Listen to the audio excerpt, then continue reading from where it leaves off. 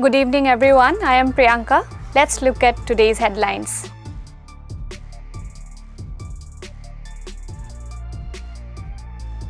Karnataka Deputy Chief Minister D.K. Shivkumar said on Thursday that there will be a hike in water tariff at Bengaluru soon and stressed that the ongoing financial burden on the state is forcing them to make the decision.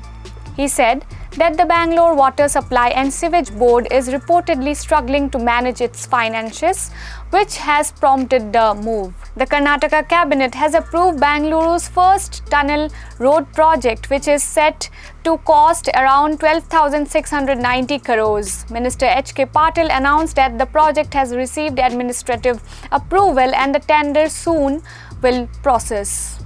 The 18-kilometer twin-tube corridor linking the Hebbal flyover to Central Silk Board Junction was proposed by Deputy Chief Minister D.K. Shivkumar, who has been strong advocate for the project despite facing criticism. The government argues that the tunnel will provide a vital alternative route in the city, but the experts say it could actually make Bengaluru's traffic issues worse.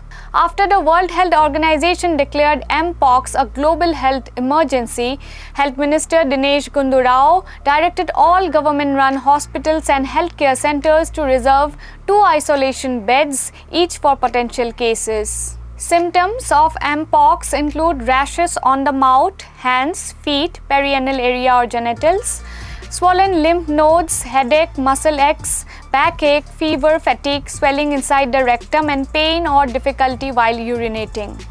The government urges anyone experiencing these symptoms to get tested immediately. The Criminal Investigation Department has submitted 300-page charge sheet to the local court in connection with the superintendent's suicide case linked to the Valmiki scam. Interestingly, the charge sheet doesn't name any politicians from the ruling Congress, despite the superintendent Chandrasekaran implicating a Congress minister in his death note.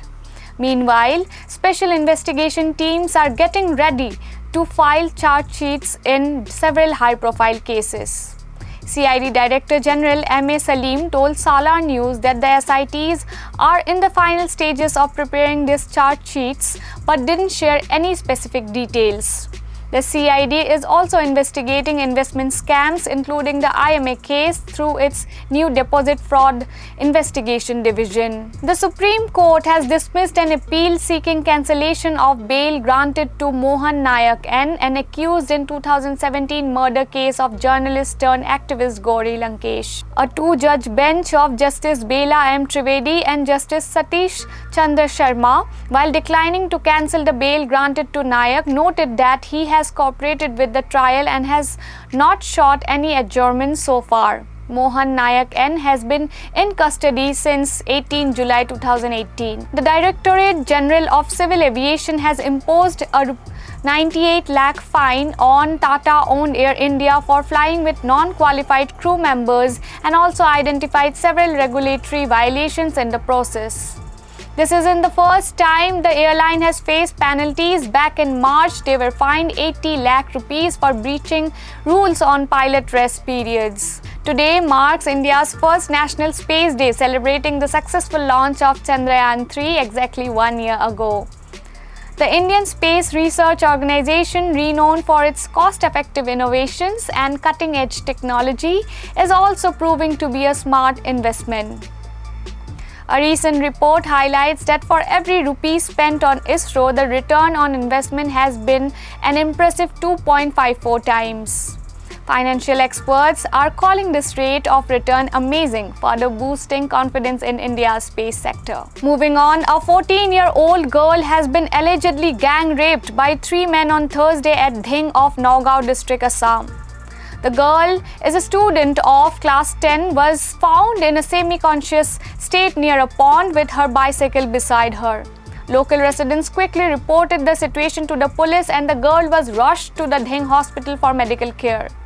Her condition is reportedly quite serious. The police have detained 2 suspects in the connection with the case. Assam Chief Minister Himanta Biswa Sarma has directed the state DGP to take immediate action over the matter. SEBI has slapped a 5-year ban on Anil Ambani and 24 other entities, including former officials of Reliance Home Finance, for diverting funds. Ambani has also been hit with a hefty of 25 crores penalty and barred from trading in the market. On top of that, Reliance Home Finance has been fined 6 lakhs rupees and given a 6-month suspension. At least 14 people were killed and 17 others were injured after a passenger bus carrying Indian travelers fell into the Marsyangdi River in Tanahun district. The bus, registered in India with around 40 passengers on board, was heading to Kathmandu when the incident occurred. That's all for today. For more such news and updates, subscribe to Daily Salar Digital.